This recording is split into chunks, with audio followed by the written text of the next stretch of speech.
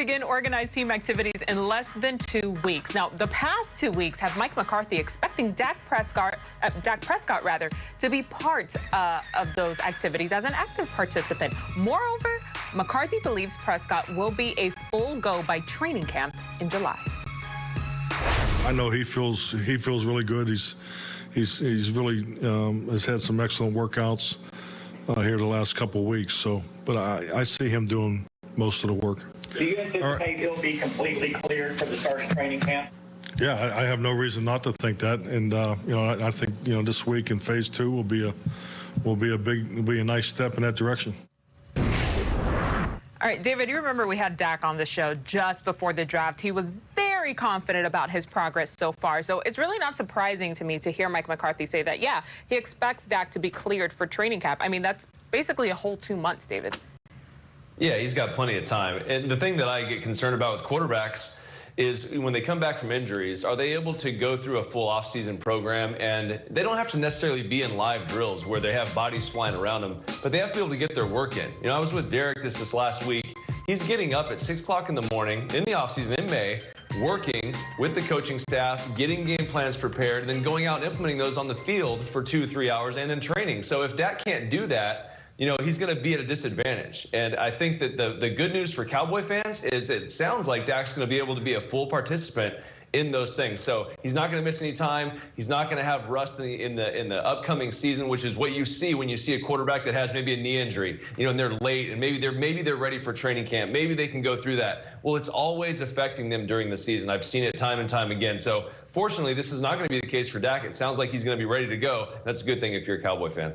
All right, I'm sorry, 6 a.m. in the offseason? Couldn't be me. It's crazy, right? Couldn't be me. All right, David, across the division, the Giants are getting their affairs in order, of course. They signed Kelvin Benjamin to a 1-year deal. Do you like this move by the G-men? I kind of want to blame Tim Tebow for this, right? I mean, everybody thinks they can play tight end now. I'm thinking about breaking out the old, no, I'm not going to do it. Don't do it. But in reality, so when you look at it, Kelvin Benjamin, he's kind of taken a bite out of the apple that maybe Logan Thomas plays tight end for the Washington football team. He was a quarterback, transitioned over there.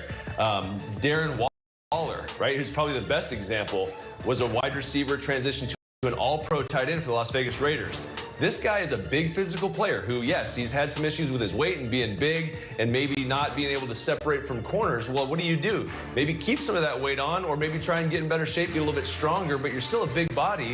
If you can block in line or block linebackers and just show that you're willing to do it, now you have a matchup on your team, and that's what it is. That's what it's all about in this league. It's not about, being #1 wide receiver, being the #1 tight end. Are you a matchup problem? Can you take your offense to another level by now being a wide receiver body with a little bit bigger frame, going and beating safeties and beating linebackers? Because he's going to have the advantage, in those situations. So if you can get him to where he can at least be competent blocking, they have something there. And it's, sometimes a shot in the dark hits the bullseye. And that's what they're trying to do with the Giants. They have Evan Ingram. They got Kyle Rudolph. They have some good young tight ends. But if this thing hits and he's a talented guy that can play at tight end, I mean, you got a winner there, but they're not overly concerned about it. But it is a nice little advantage to have and a nice storyline in training camp. Yeah, and you mentioned some of the guys there that they have on deck. They also addressed quite a few things this offseason. I really love what they did in the draft with Kadarius Toney at wide receiver, Azeez Ojulari on defense, and of course, let's not forget Saquon's pending return. All right, David, thank you. All right, several teams shared photos today of their players out on the field for phase 2 of organized team activities. Among all of this, one caption pretty much sums it all up. You love to see it.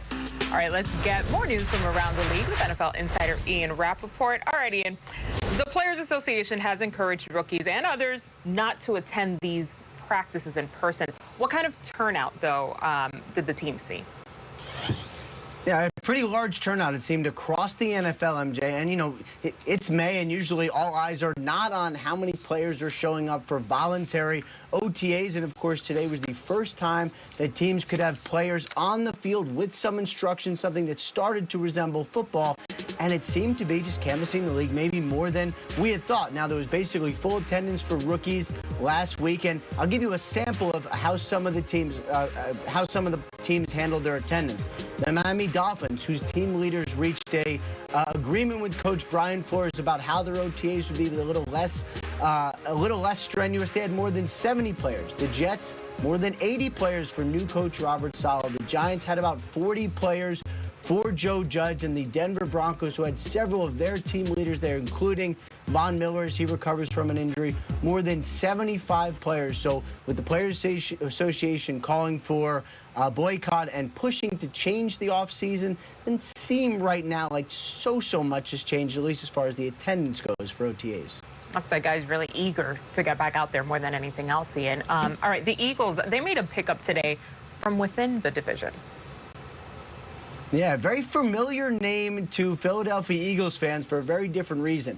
Ryan Kerrigan, and a really all-time excellent Washington football team pass rusher, 4-time Pro Bowler, posted on Instagram to the Eagles fans a nice little personal message. All right, I know I wasn't your favorite player for the last decade or so, but he's clearly pretty fired up to sign with the Philadelphia Eagles, which he did today. Actually visited several teams, visited the Steelers, visited the Bengals, visited the Eagles under some secrecy there, and comes out today, gets a one-year deal worth up to $3.5 million. And it was also fascinating. As soon as he signed, Chris Long started trending on Twitter because it reminds so many Eagles fans of the